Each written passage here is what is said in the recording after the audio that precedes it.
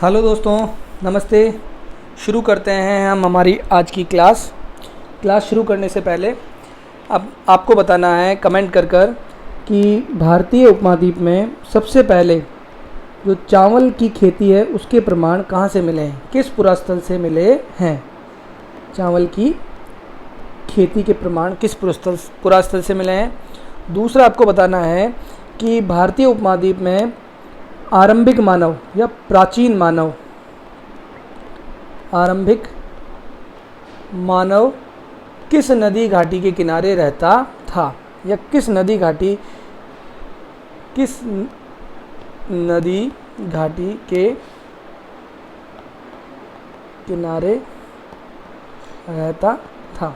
तो ये दो प्रश्नों के जवाब आपको कमेंट कर देने हैं।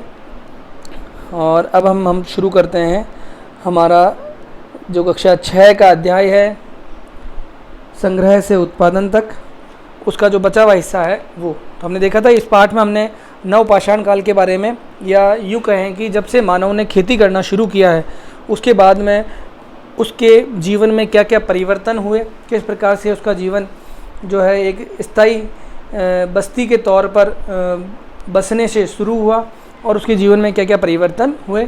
अब हम देखेंगे कि उन्हीं दो पुरास्थलों के बारे में जो नवपाषाण काल के ही विशेषताएं बताते हैं, और वहाँ से हमें उन प्राचीन मानव के बारे में क्या क्या जानकारी मिलती है। तो सबसे पहले अपन पढ़ेंगे मेहरगढ़ के बारे में। पहले भी अपन ने इसके बारे में समझ चुके हैं, जान चुके हैं, और हमें पता है कि भारतीय उपमहाद्वीप में जो प्राचीनतम कृषि के जो साक्ष्य मिलते हैं वो हमें कहाँ से मिलते हैं, मेहरगढ़ से ही मिलते हैं, जो लगभग कितने हैं, 7000 ईसा पूर्व के हैं। देखिए मेहरगढ़ में जीवन मृत्यु, पहले भी हमने मेहरगढ़ को मैप के अंदर, मानचित्र के अंदर देखा था, और अभी वापस ये अध्याय जैसे ही ख़त्म होगा तो एक बार हम वापस मानचित्र में देखेंगे। तो देखिए यह ईरान जाने वाले सबसे महत्वपूर्ण रास्ते बोलन दर्रे के पास एक हरा भरा समतल स्थान है। तो सबसे पहले आपको पता होना चाहिए दर्रा क्या है। पहाड़ों के बीच में जो धरातल को, माना कि इधर भी पहाड़ और इधर भी पहाड़, तो ये धरातल को जोड़ने वाला जो रास्ता है उसको हम दर्रा कहते हैं। क्या कहते हैं? दर्रा कहते हैं। ठीक है। तो बोलन दर्रा तो हम देखेंगे कि भारतीय उपमहाद्वीप के उत्तर पश्चिम में, देखो मानचित्र जब भी हम देखते हैं तो ऊपर उत्तर दिशा होती है, नीचे दक्षिण दिशा, पूर्व और पश्चिम। तो भारतीय उपमहाद्वीप के इस उत्तर पश्चिम दिशा के अंदर जो है वो है बोलन दर्रा। बोलन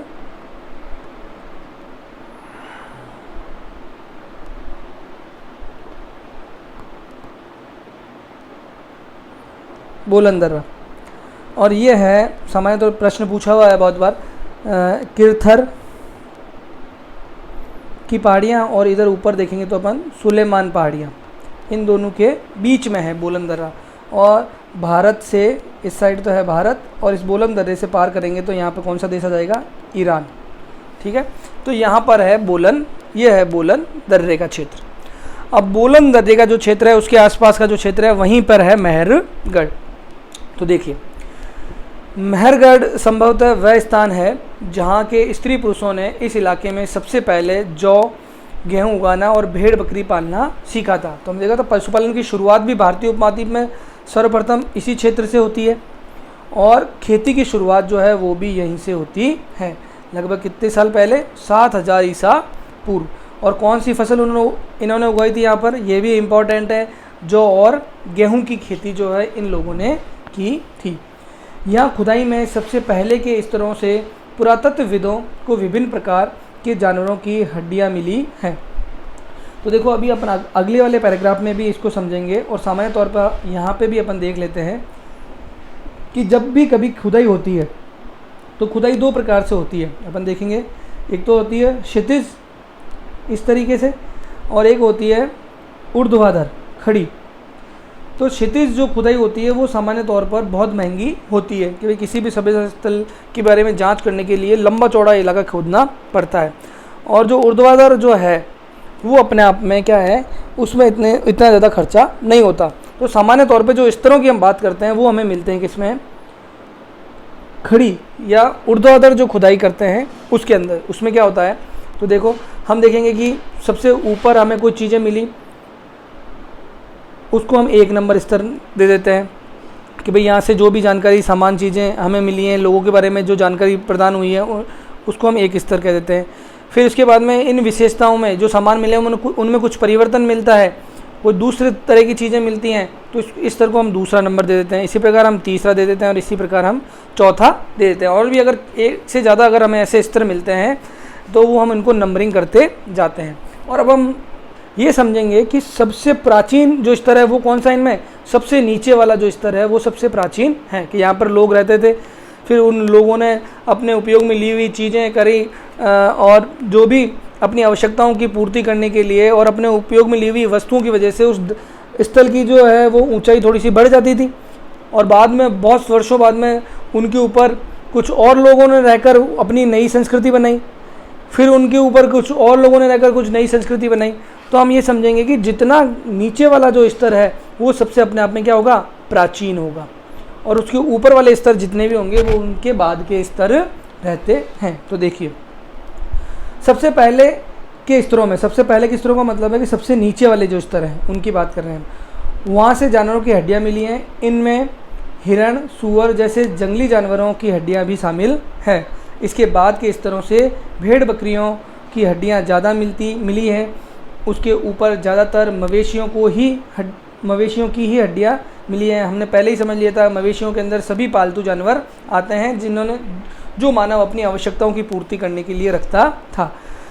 इससे ऐसा लगता है कि ये लोग मवेशियों को पालने लग गए थे। तो प्राचीनतम जो स्तर मिले हैं वहाँ से तो शिकार के प्रमाण मिले हैं और इनकी हड्डियाँ, जंगली जानवरों की हड्डियाँ शामिल हैं उनमें, लेकिन वो कम संख्या में पाई गई हैं। बाद के जो स्तर मिले हैं उनमें मवेशियों की जो हड्डियाँ हैं वो बहुत बड़े स्तर पर मिली हैं, जिसके आधार पर पुरातत्वविदों ने ये अनुमान लगाया कि जो उस समय का मानव था उन लोगों ने मवेशियों को पालना शुरू कर दिया था। हम देखेंगे, देखो यहाँ पे है गांव की ये विशेषता है कि वहाँ रहने वाले अधिकांश लोग भोजन के उत्पादन में लगे होते हैं। तो सामान्य तौर पर हम देखते हैं कि गांव की जो अर्थव्यवस्था है उसका मूल आधार जो है वो क्या होता है, खेती या कृषि होता है, और उसके साथ साथ क्या होता है, पशुपालन होता है। सामान्य तौर पर हम देखते हैं आज के गांव जो है वहाँ पे भी अगर हम देखेंगे उन लोगों के व्यवसाय के बारे में या उनके जीविकोपार्जन के साधनों के बारे में जब हम बात करते हैं तो भी हम ये समझ जाएंगे कि ज़्यादातर जो लोग हैं वहाँ के वो किससे जुड़े हुए हैं, खेती और पशुपालन से जुड़े हुए हैं।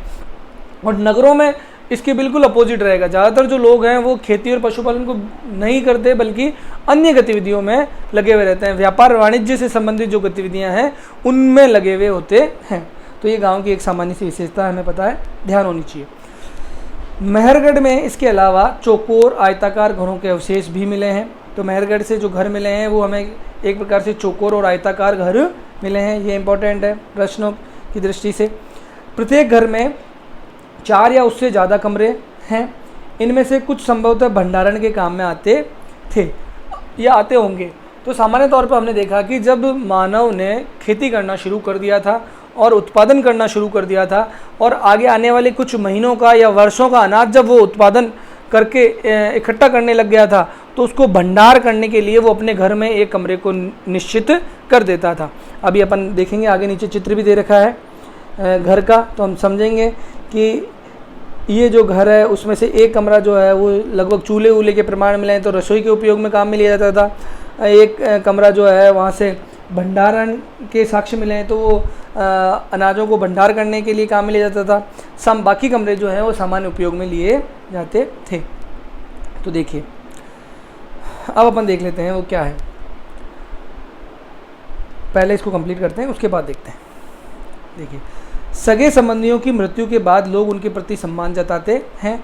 लोगों की आस्था है कि मृत्यु के बाद भी जीवन होता है। तो ये हम कैसे कहते हैं कि मृत्यु के बाद भी जीवन होता है? तो हमें ये कहें कि हम किसी भी सभ्यता और संस्कृति की जब बात करते हैं और उनकी समाधान की जो प्रक्रिया है कि मृत्यु के बाद शव के साथ क्या किया जाता है, उनसे हम उनकी संस्कृति, रीति रिवाज, परंपराओं के बारे में काफ़ी कुछ जानते हैं कि किस प्रकार से उनकी रीति रिवाज रहे होंगे, संस्कृतियाँ रही होंगी। तो यहाँ के जो लोग थे उनकी आस्था क्या थी, मृत्यु के बाद के जीवन में थी। ये हमें कैसे पता चलता है, ये इनकी कब्रों से हमें पता चलता है कि इनकी कब्रों में मृतकों के साथ कुछ सामान भी रखे जाते थे। मेहरगढ़ में ऐसी कई कब्रें मिली हैं और एक कब्र में एक मृतक के साथ एक बकरी को भी दफनाया गया था। संभवतः इसे परलोक में मृतक के खाने के लिए रखा गया होगा। तो सामान्य तौर पर हम देखते हैं कि जो उस समय की कब्रें मिली हैं उनमें बहुत सारी ऐसी चीज़ें रखी गई हैं जो मानव के उपयोग की होती थी, मानव के भोजन से संबंधित होती थी। और ऐसी जो सामग्री मिली है उसके आधार पर हम ये समझ सकते हैं या मान सकते हैं कि ये लोग जो है वो किस में विश्वास करते थे, पुनर्जन्म में विश्वास करते थे।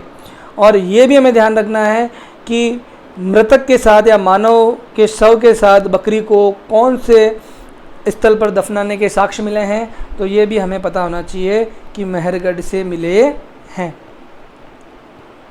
ठीक है, अब अपन थोड़ा सा ऊपर देखते हैं। खुदाई हम देखेंगे आगे, जब पढ़ेंगे तो हम देखेंगे कि जो पुरातत्वविद हैं वो खुदाई दो तरीके से करते हैं। एक तो करते हैं क्षितिज, जो धरातल के बिल्कुल बराबर चलती है, पैरेलल चलती है, लंबे क्षेत्र पर चलती है। और एक जो खुदाई होती है वो होती है ऊर्ध्वाधर, जो होती है खड़ी, एक निश्चित क्षेत्र को चुनकर उस पर खड़ी खुदाई की जाती है। ठीक है, सामान्यतः भारत के अंदर जो है वो खड़ी खुदाई ही की जाती है, क्योंकि जो क्षितिज जो खुदाई है वो अपने आप में काफ़ी महंगी होती है। और जब हम खड़ी खुदाई करते हैं तब हम स्तरों के बारे में हमें पता चलता है। सामान्य तौर पर हम देखते हैं कि जैसा कि ये चित्र दे रखा है, इस चित्र के माध्यम से ही समझते हैं। सामान्य तौर पर हम देखते हैं कि कुछ पहले खुदाई की हमने, कुछ सामग्री हमें मिली और वो एक जैसी सामग्रियाँ मिली एक स्तर तक, तो वो उन लोगों की संस्कृति के बारे में हमें बताता है। फिर उसके बाद में हम देखते हैं कि नीचे हमें कुछ और चीज़ें अलग, ऊपर वाली चीज़ों से कुछ अलग चीज़ें मिलती हैं, तो उसको हम दूसरा स्तर नाम दे देते हैं। और फिर उसके बाद हम देखते हैं कि इन दोनों स्तरों से अलग तीसरे स्तर में कुछ सामग्री मिलती है, तो उसको हमने तीसरा स्तर नाम दे देते हैं। और फिर इसी तरह हम दे देते हैं चौथा स्तर। और भी अगर खुदाई करने पर अगर इससे अलग और कुछ विशेषता की नीचे सामग्री मिलती है तो उसको हम पाँचवा छठा ऐसे दे सकते हैं, इस तरह के नाम दे सकते हैं या संस्कृति नाम दे सकते हैं। अब हम इसमें समझेंगे कि भाई सबसे प्राचीनतम जो संस्कृति है वो कौन सी है, सबसे नीचे वाली जो है, क्योंकि वो सबसे नीचे दब गई थी। यहाँ पे जो रहने वाले लोग थे, फिर इन लोगों के बाद वर्षों बाद तक फिर ये वो तीसरी सभ्यता या तीसरे स्तर वाले लोग आए, फिर इनके ऊपर जो दूसरे स्तर के लोग आए और इनके ऊपर जो है वो कौन सा है, पहले स्तर के लोग आए। तो हम सामान्य तौर पर हम देखेंगे जो सबसे निचला स्तर है वो सबसे क्या है, प्राचीन स्तर है। और इसके बाद वाले जो स्तर हैं वो उनसे नए नए और नए स्तर हैं। तो देखिए, जब पुरातत्वविद किसी जगह की खुदाई करते हैं तो वे कैसे समझते हैं कि कौन से स्तर पहले के हैं और कौन से बाद के। इस चित्र को देखो, जैसा कि अपन ने पहले ही देख लिया। मान लो लोगों ने सबसे पहले समतल भूमि पर रहना शुरू किया। हमें पता है कि सबसे पहले कौन, सबसे प्राचीन स्तर है, वहीं सबसे पहले लोगों ने रहना शुरू किया होगा। आमतौर पर लोग जहाँ रहते हैं घर टूटने पर दोबारा वहीं घर बना लेते हैं। टूटे फूटे सामान और कूड़ा करकट भी घरों के आसपास जमा होते रहते हैं और इन्हीं कारणों से बस्ती की ज़मीन धीरे धीरे ऊंची होती रहती है। तो सामान्य तौर पर जहाँ जो लोग रहते हैं वो भूमि का उपयोग लेने के कारण, मकान बनाने के कारण या और भी अपनी आवश्यकताओं की पूर्ति के कारण जो कूड़ा करकट या जो अपनी आवश्यकताओं की ज़रूरतें पूरा करने के लिए वो जो वस्तुएं काम में लेते हैं, जो उनके उपयोग में लेने के कारण जो कूड़ा करकट आसपास फैल जाता है, उससे जहाँ पर भी जो लोग रहते हैं उनका जो धरातल से स्तर है वो थोड़ा सा ऊपर उठ जाता है और फिर सैकड़ों सालों के बाद वहाँ एक टीला बन जाता है। इसलिए जब टीले की खुदाई की जाती है तो उसका सबसे निचला स्तर सबसे पुराना होता है और उसके बाद के स्तर बाद के युगों के होते हैं। यही ऊपरी और निचली तहें आमतौर पर स्तर के रूपों में जानी जाती हैं। तो सामान्य तौर पर अपन ने समझ लिया है। तो देखो, स्तर 2 और स्तर 3 को देखो कौन सा ज़्यादा पुराना है। तो हमें पता है कि स्तर 3 जो है वो क्या है, 2 से पुराना है और स्तर 4 जो है वो 3 से पुराना है। और यहाँ पर जो सारे दे रखे हैं उनमें सबसे पुराना कौन सा है, चौथा है। ठीक है, अब देखिए मेहरगढ़ के घर के बारे में अपन देख लिया था। मेहरगढ़ के घर का चित्र, मेहरगढ़ के घर शायद ऐसे दिखते हों। तुम जिस घर में रहते हो उसके साथ इस घर की क्या समानता है। तो सामान्य तौर पर हम जिस घर में रहते हैं आपको तुलना करना है कि मेहरगढ़ से जो घर प्राप्त हुआ है वो किस प्रकार से वो लोग उपयोग में लेते थे और हमारा घर जो है वो हम किस प्रकार से उपयोग में लेते हैं। मेहरगढ़ की कब्र का चित्र। तो हमने देखा था कि मेहरगढ़ से हमें क्या मिला है, मानव कंकाल और बकरी का जो कंकाल है वो साथ में मिला है। बकरी और को शव के साथ में दफनाया गया था, जो मेहरगढ़ के लोगों के पुनर्जन्म की अवधारणा को मानने को इंगित करता है। तो देखिए, क्या तुम बकरी के कंकाल को पहचान सकते हो? तो सामान्य तौर पर हम देख सकते हैं कि यहाँ पे ये जो है बकरी का कंकाल और ये मानव का कंकाल है। अब देखिए, अब हम देखते हैं दूसरा महत्वपूर्ण स्थल, नवपाषाणकालीन दूसरा महत्वपूर्ण स्थल जो है पूर्वोत्तर भारत में। और पूर्वोत्तर भारत के कौन से राज्य में है? वो है असम में। कहाँ है? असम में। नाम है दाओजली हेडिंग। तो हमें ध्यान रखना है दाओजली हेडिंग। अब ये मानचित्र में भी अपन इसको देखेंगे।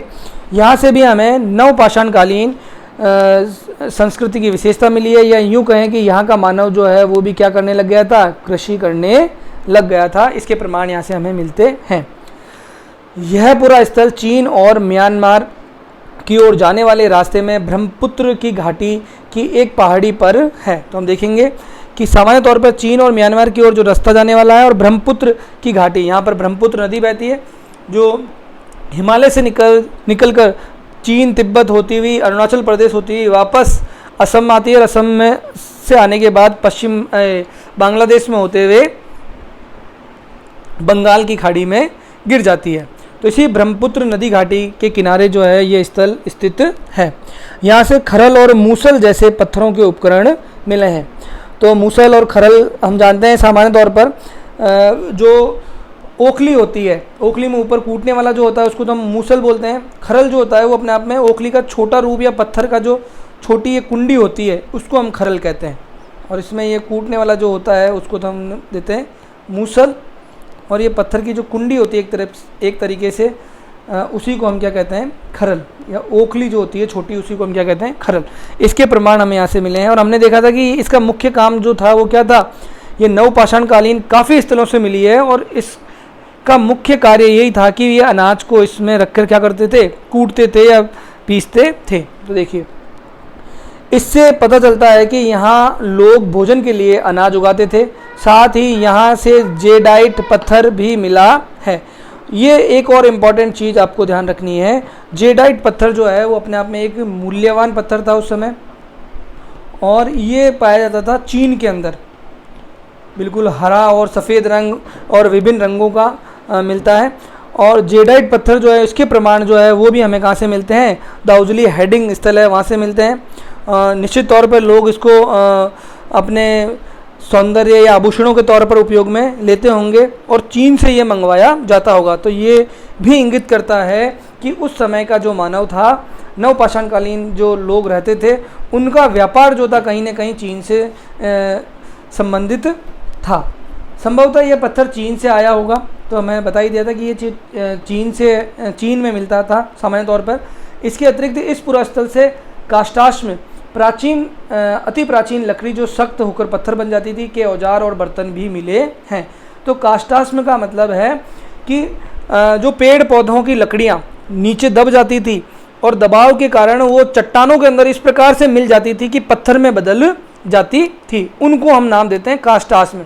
और उन काष्ठाश्मों के इनके औजार और बर्तन मिले हैं। कहाँ से? दाओजली हेडिंग से। जैसे कि हम बोलते हैं कि जीवाश्म। जीवाश्म जो है वो इससे तात्पर्य क्या है कि जीव जंतुओं की जो हड्डियां हैं या अवशेष हैं, जीव जंतुओं की जो हड्डियां और अवशेष हैं वो नीचे दबने के कारण चट्टानों के अंदर दबकर पत्थर में बदल जाती हैं, उनको हम क्या कहते हैं? जीवाश्म कहते हैं। उसी प्रकार जो प्राचीन वनस्पति हैं, पेड़ पौधे हैं, वो दबने के बाद जो है दबाव के कारण काष्ठाश्म में बदल जाती हैं या पत्थर में बदल जाती हैं, उन्हीं को हम कहते हैं काष्ठाश्म कहते हैं। और इसके औजार और पत्थर जो है हमें कहाँ से मिले हैं? दाओजली हेडिंग से मिले हैं। अब हम देखते हैं, अन्यत्र को बाद में देखेंगे, पहले एक बार इन दोनों स्थलों को मानचित्र में देखते हैं। तो देखो, ये मानचित्र अपन पहले भी देख चुके हैं, और हमने देखा है कि मेहरगढ़ भारत के बिल्कुल उत्तर पश्चिमी क्षेत्र पे, देखो ये उत्तर होता है मानचित्र में हमेशा, ये दक्षिण, ये पूर्व और ये पश्चिम। तो ये जो स्थल है वो किस में है? उत्तर और पश्चिमी क्षेत्र में है। और हमने बताया था यहाँ पे कौन सा दर्रा है?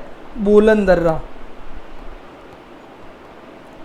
बोलन दर्रा। और ये आगे कौन सा देश आ गया? ईरान। ठीक है, वर्तमान में ये स्थल कहाँ है? पाकिस्तान में स्थित है। और यहाँ पर है किरथर की पहाड़ियाँ। कौन सी पहाड़ियाँ हैं? जो मैंने बताया था, किरथर की पहाड़ियाँ। और यहाँ पर है सुलेमान की पहाड़ियाँ। ठीक है, तो ये मेहरगढ़ स्थल हमें पता होना चाहिए, यहाँ पर है। और दूसरा हमने पढ़ा था दाउजली हेडिंग। तो देखो बिल्कुल पूर्वोत्तर, पूर्व और उत्तर के बीच का जो है ये क्षेत्र जो है वो कहलाएगा कौन सा? पूरा पूर्वोत्तर प्रदेश। और यहाँ पर हम देख रहे हैं कि असम राज्य के अंदर है दाउजली हेडिंग, जहाँ से हमें कृषि के या नवपाषाण कालीन जो संस्कृति है उसके प्रमाण मिले हैं।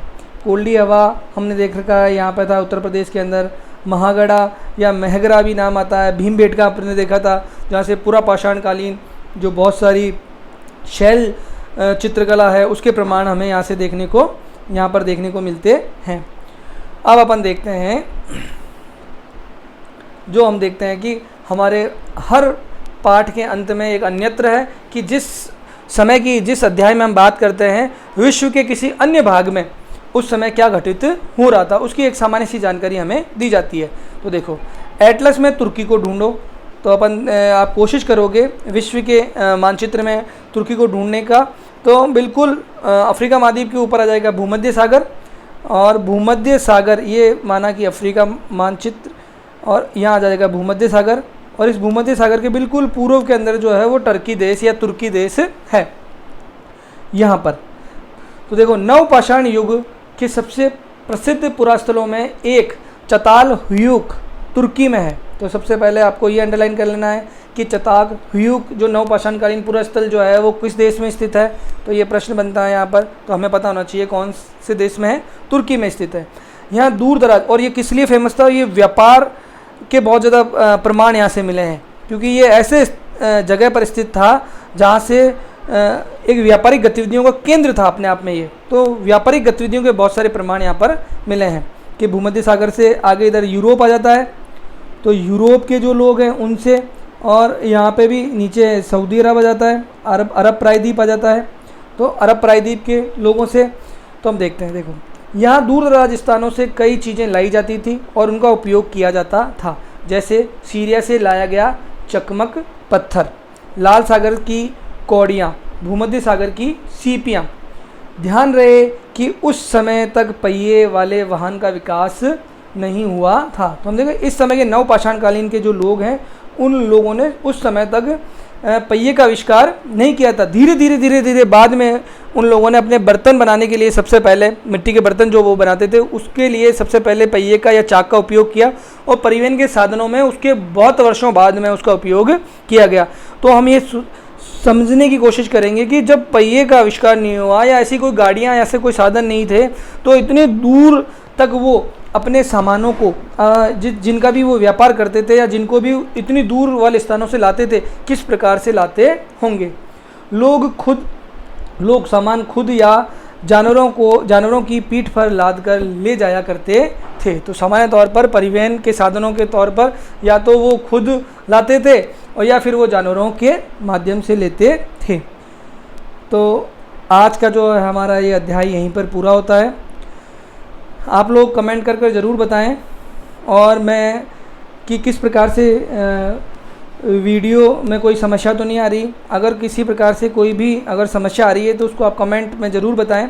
मैं कोशिश करूँगा कि आने वाले जो वीडियो हैं उनके अंदर उस समस्या का समाधान कर सकूं। और लगातार पढ़ते रहिए आप। निश्चित तौर पर आप जो NCERT से कंटेंट लेंगे उससे आपको आपके जो इतिहास विषय है उसके अंदर ज़रूर सहायता मिलेगी, आपकी समझ इतिहास में बढ़ेगी और इनसे सीधे जो प्रश्न आते हैं उनको भी आप आसानी से हल कर सकेंगे। तो नेक्स्ट क्लास में मिलेंगे दोस्तों, तब तक के लिए धन्यवाद।